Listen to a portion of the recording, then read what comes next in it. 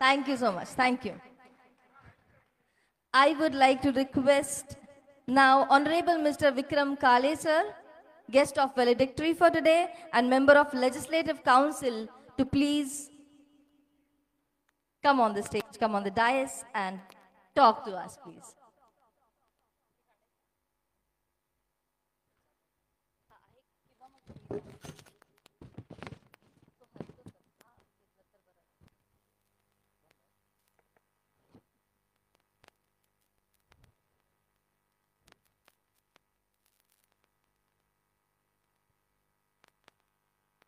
आज या ठिकाणी कालपासून सुरू झालेल्या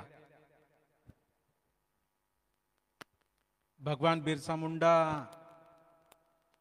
यांच्या 150व्या जयंतीच्या औचित्य साधून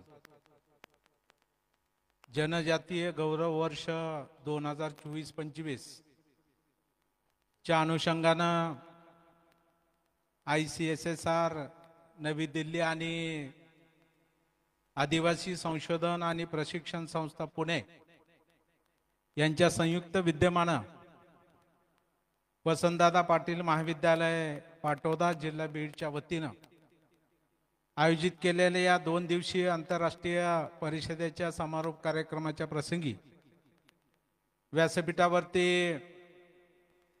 उपस्थित असलेल्या या कार्यक्रमाच्या अध्यक्षा, संस्थेच्या ट्रस्टी माजी प्राचार्य डॉक्टर दीपाताई क्षीरसागर मॅडम, आपले गेले 2 दिवस या कॉन्फरन्ससाठी आंतरराष्ट्रीय पाहुणे म्हणून या ठिकाणी जे उपस्थित आहेत ते साऊथ आफ्रिका युनिव्हर्सिटी मधले डॉक्टर जोडबा रेडेबे आणि डॉक्टर बोंगानी मेकोंजा, बरोबर आला ना उच्चार? त्याचबरोबर आपल्या जिल्ह्याच्या प्रकल्प अधिकारी ग्रामीण विकासच्या सौ संगीताताई पाटील मॅडम, व्यासपीठावरती उपस्थित असलेले आमचे मित्र आणि या संस्थेचे सचिव डॉक्टर योगेशजी क्षीरसागर, खास किनवट येथून या कार्यक्रमासाठी आलेले आमचे स्नेही आणि जनसंबंध महाराष्ट्रभर बाबा आमटे यांचे मानसपुत्र म्हणून ओळखतो आणि ज्यांनी आजपर्यंत 10 लाख शस्त्रक्रिया किनवट आणि परिसरामध्ये केलेल्या आहेत आणि काही दिवसामध्येच 100 बेडेडचं हॉस्पिटल सुद्धा त्या भागामध्ये त्यांचं उभारलं जात आहे. त्याचंही उद्घाटन लवकरच होणार आहे. आणि ज्यांना 40 वर्षापूर्वी या संस्थेच्या संस्थापिका खासदार केशवकाकू क्षीरसागर यांनी बीडला बोलावून आपल्या समाजाचा एक चांगला माणूस चांगलं काम करतोय तेव्हा त्यांचा घरी बोलावून सत्कार करण्याचं काम डॉक्टर अशोक बेलखोडे यांचं त्या ठिकाणी केलेलं होतं. असं त्यांचं बीडचं नातं असलेलं डॉक्टर अशोकजी बेलखोडेजी या ठिकाणी उपस्थित असलेल्या संस्थेचे ट्रस्टी शारिकाताई क्षीरसागर, त्याचबरोबर आपल्या महाविद्यालयाचे प्राचार्य डॉक्टर बळीरामजी राख सर, आपल्या बीडच्या महाविद्यालयाचे प्राचार्य डॉक्टर शिवानंदजी क्षीरसागर सर,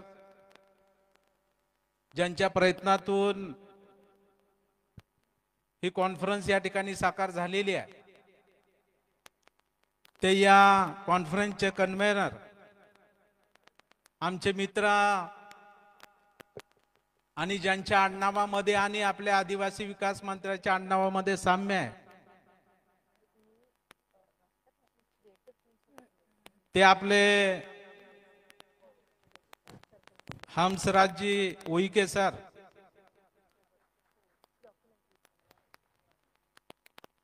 काय म्हणलं? तुमचं लक्ष आहे की नाही बघतोय मी. ते हमराजी उईके सर,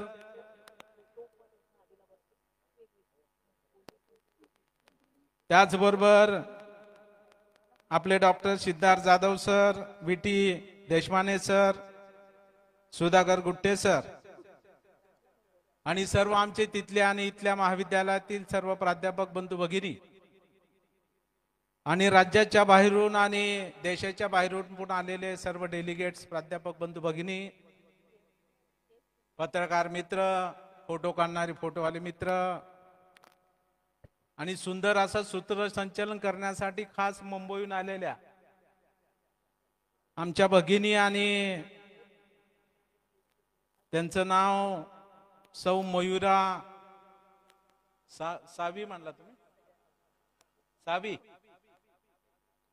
सावी आडनावच नाही त्यांचं, परंतु त्यांनी सांगितलं की सावित्रीच्या लेकी म्हणून मयुरा, आडनावात काय असतं त्यांनी मला कानात येऊन सांगितलं, त्यामुळे त्या सौ मयुरा आणि आपण सर्वजण, खरं म्हणजे मी तुम्हा सर्वांचं पहिल्यांदा मनापासून आभार व्यक्त करतो की बसायला खुर्ची नाही, एवढ्या पूर्ण खुर्च्या या सभागृहातल्या भरलेल्या आहेत.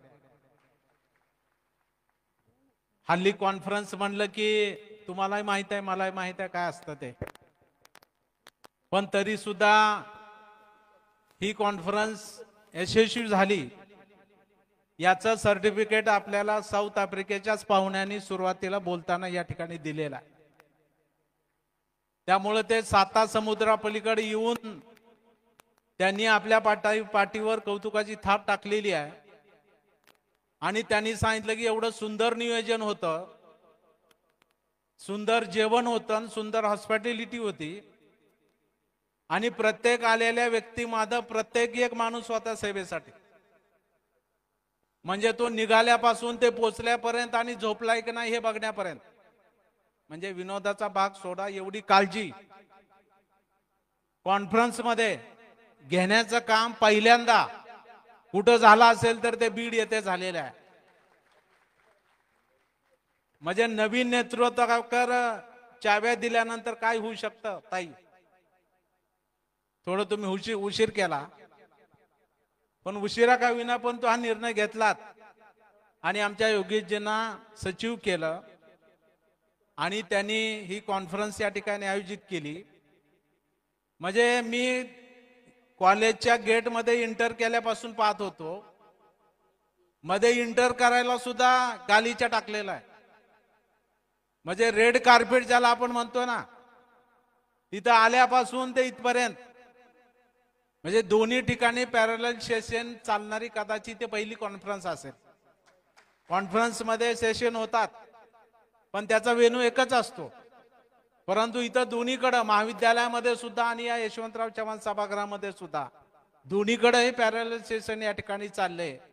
आणि मला वाटतं की आज जवळपास देशामध्ये 37 कॉन्फरन्स घेण्याचं ICSSR न ठरवलेलं होतं, त्यापैकी 30 या राष्ट्रीय कॉन्फरन्स होत्या आणि 7 आंतरराष्ट्रीय कॉन्फरन्स होत्या.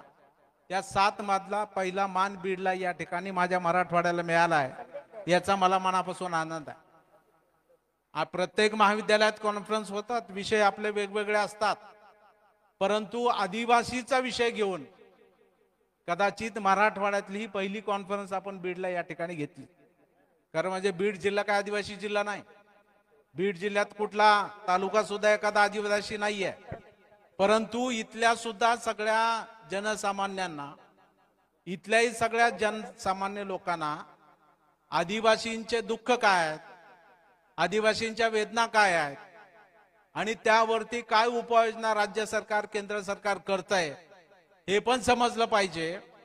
आणि आदिवासी सुद्धा या माध्यमातून किती पुढे गेलेले आहेत यावर पण प्रकाश टाकता यावा या उद्देशानं गेले 2 दिवस आपण या ठिकाणी चर्चासत्र घडवून आणलेलं आहे.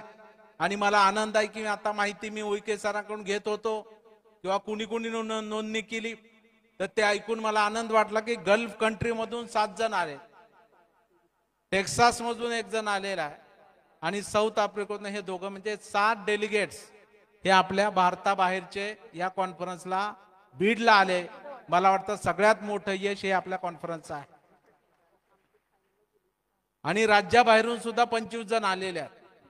त्यामुळं अशा पद्धतीनं महाविद्यालयाने कॉन्फरन्स कशी घ्यावी हे जसं आपण न्याक केल्यावर बघायला जातो की न्याक कसं झालंय, तुमचं मार्गदर्शन प्राचार्याकडून घेतो आपण, तसं इंटरनॅशनल कॉन्फरन्स कशी घ्यावी याचं मार्गदर्शन कुठे घ्यायचं असेल तर डॉक्टर योगेश क्षीरसागर यांच्याकडे बीडला जा, असं आता आम्हाला म्हणावं लागेल. त्यामुळे याचं तुम्ही डॉक्युमेंटरी केलेलीच असेल ती नीट ठेवा, म्हणजे पुढच्या काळामध्ये निश्चितपणानं अनेक महाविद्यालय तुमच्याकडे सल्ला घ्यायला येतील अशी मला अपेक्षा या निमित्ताने या ठिकाणी वाटते. सांस्कृतिक कार्यक्रम सुद्धा अतिशय देखणा आणि सुंदर झाला आणि ते सुद्धा सगळे आदिवासी कलाकार होते आणि त्यांना सुद्धा कुठून आणलेलं होतं, तेलंगणा राज्यात. मग आता एवढं कोण करतंय, तेलंगणा राज्य कुठं आहे, ते कुठले कलाकार, त्यांना 60 लोकांना इथं घेऊन येणं, त्यांना परत नेऊन सोडणं, त्यांचा सगळा खर्च बाहेर उचलणं ही काही साधी गोष्ट का?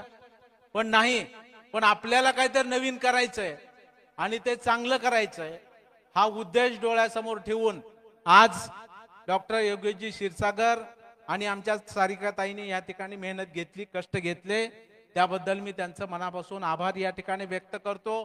आणि आता योगेशजी तुम्ही म्हणालात की सारिकाताईच बोलत होत्या, त्या घरी पण बोलतात आणि इथेही बोलतात, काय चुकलं त्याच्यामध्ये फार काही अडचण नाहीये.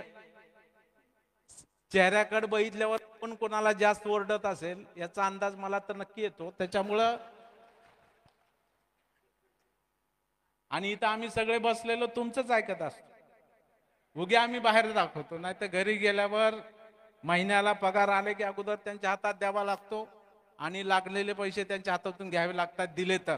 अशीच आमची अवस्था असते, कारण आम्ही सन्मान करतो, महिलांचा सन्मान आम्ही करतो, त्याच्यामुळं आम्ही हे करतो, भीतो म्हणून नाही, सन्मान म्हणून आम्ही ते करतो. त्याच्यामुळं मी दोघांचंही मनापासून अभिनंदन करतो. आमच्या पाटीलताई पण या ठिकाणी वेळातला वेळ काढून आलेले आहेत. त्यांनी सांगितलं मी पश्चिम महाराष्ट्राची पाटली नाही, त्यामुळे मी कोणाला बीडला घाबरत नाही.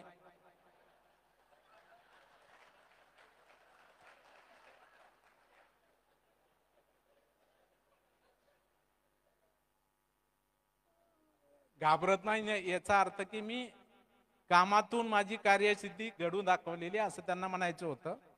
त्याच्यामुळं त्याही वेळात वेळ काढून या ठिकाणी आले आणि त्यांनी आपल्याला सुंदर असं मार्गदर्शन केलं आणि रेबेजींना समजावेल अशा भाषेत पण त्या बोललेल्या आहेत. त्यामुळे मी त्यांचंही पाटीलताईचं मनापासून आभार या ठिकाणी व्यक्त करतो. आपल्या सर्वांचं मनापासून अभिनंदन करतो. एक चांगली कॉन्फरन्स आपल्याला अनुभवला गेले 2 दिवस. म्हणजे तुमच्यापैकी अनेकांना वाटलं असेल की बाबा उद्याचा एक दिवस अजून राहिली पाहिजे, बरोबर आहे ना? एवढे चांगले विचार आपल्याला या ठिकाणी काही शिकायलाही आपल्याला मिळतं. त्यामुळे आपल्या सगळ्यांनाच निश्चित असा भाव आपल्या मनामध्ये निर्माण झाला असेल. त्याबद्दल मी परत एकदा डॉक्टर योगेशजी, त्यांना मार्गदर्शन करणाऱ्या दीपाताई यांचं मनापासून हार्दिक असं अभिनंदन करतो. आणि आपल्या या शैक्षणिक वाटचालीस विक्रम काळे नेहमीच आपल्या सोबत आहे ही ग्वाही पण आपल्याला या निमित्तानं मी या ठिकाणी देतो. आमचे सर्व प्राध्यापक बंधू भगिनी या ठिकाणी बसलेले आहेत, त्यामुळं शिक्षक आमदार असल्यामुळं त्यांच्याविषयी बोलणं हे क्रमपात्र आहे. त्यामुळं तासिका तत्वावरल्या प्राध्यापकाचं मानधन 900 रुपये करण्याचं काम आपण केलं. येणाऱ्या काळात आपण ते 1200 रुपये आणि 1500 रुपये पण देण्याचं काम आपण त्या ठिकाणी करतोय, जेणेकरून किमान 40-50 हजार रुपये तरी महिन्याला आपल्या हातावरती पडावेत अशा प्रकारची व्यवस्था आपण करतोय. आणि दरमहा जसं वेतन आपलं नियमित वेतन होतं तसंच आपलं मानधन सुद्धा नियमित वेतनाबरोबर मिळावं ही पण नवीन व्यवस्था आपण राज्य सरकारच्या माध्यमातून त्या ठिकाणी करणार आहोत.